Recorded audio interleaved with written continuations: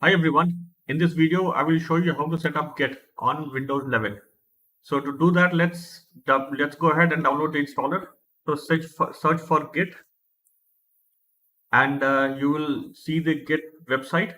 Here you will see the option to download. So download for Windows, click on that.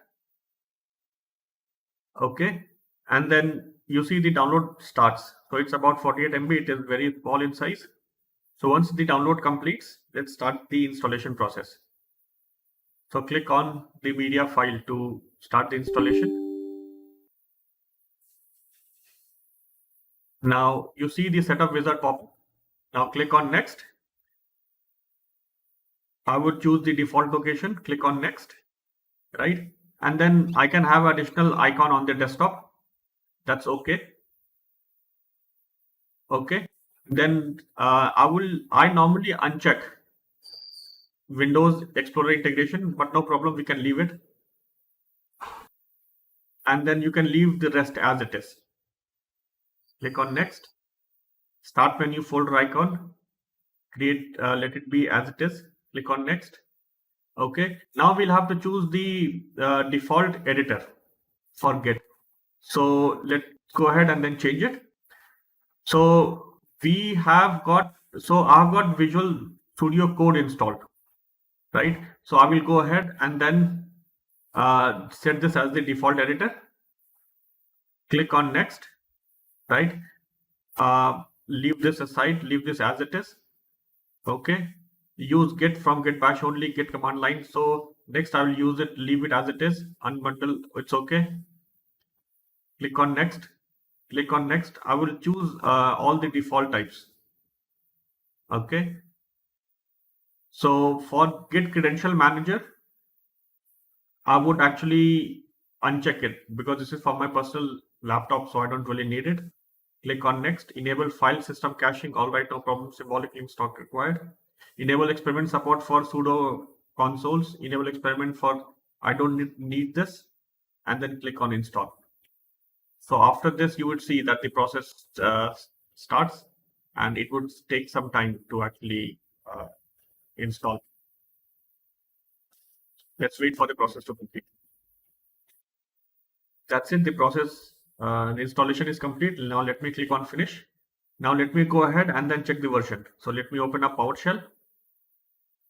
Okay, and let me see the version of the Git installed. So Git.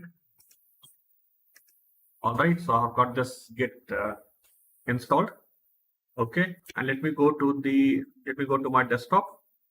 Now let me show you the shell integration. So click on, and under show more options, you would see Git GUI here and Git bash here. So if I click on Git bash, you can see the bash prompt open up. Now that Git has been installed, now we'll have to do the initial setup. That is, set up our username and our email address. To do that, type the command git config -- global username and then type in your name here. Okay, enter. Now same command, instead of username, now type email and enter your email address here, which can be anything.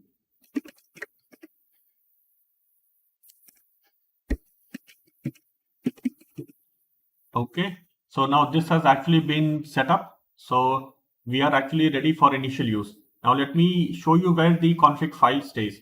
So it normally stays in your home directory. So I'm already in my home directory, and let me see. You see here, now you see that in your home directory, you have the file here. So this is the configuration file that has just been created. Let me show you in the Explorer. So under Explorer, open up, go to your home directory, right? And under home directory, you would see the Git configuration. Let me open up and show this to you, what it looks like. Let me open up Notepad. Okay, and under Notepad, when we see, so this is our configuration. So we can change it anytime we want. We can change it from here, or we can change it from the command line also.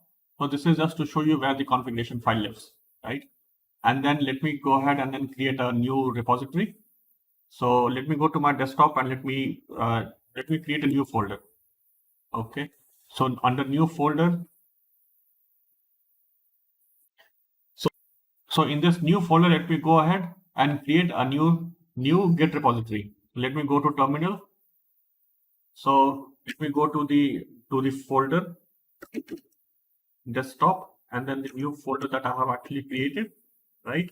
And here let me type git init, and you see that the initial repository has been actually created. Okay, so if you were to view this one, so let me view